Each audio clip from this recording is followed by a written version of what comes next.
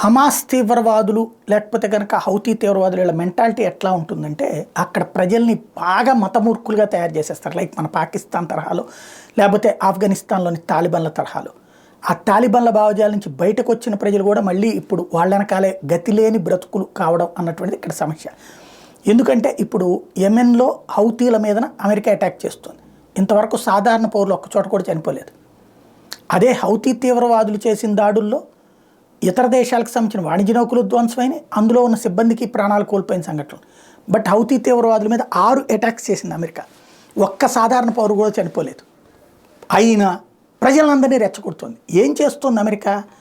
వీళ్ళ మిస్సైల్ లాంచర్స్ని, వీళ్ళ ఆయుధాగారాల్ని, వీళ్ళకి సంబంధించినటువంటి టెక్నికల్ సపోర్ట్ని, వీళ్ళకి సంబంధించినటువంటి కమ్యూనికేషన్ సిస్టమ్స్ని ధ్వంసం చేస్తుంది. కానీ ఇప్పుడు అక్కడ ఉన్న ప్రజల్ని రెచ్చగొట్టి ఇప్పుడు ఆ ప్రజలు వార్నింగ్ ఇస్తున్నారు. అమెరికా అంతు చూస్తాం, అమెరికా వాడు కనబడితే చంపేస్తామని. అంటే రేపు పొద్దున పొరపాటున అమెరికన్ దళాలు ఇజ్రాయెల్ దళాలు బై రోడ్డు కనుక వస్తే వాళ్ళని రెచ్చగొట్టడం ప్రజల్ని అన్నటువంటిది. పీఓకేలో మనకు వ్యతిరేకంగా ప్రజల్ని ఎలా రెచ్చగొట్టి పాకిస్తాన్ చేసిందో అదే ఇప్పుడు యెమెన్లో హౌతీలు చేస్తోంది.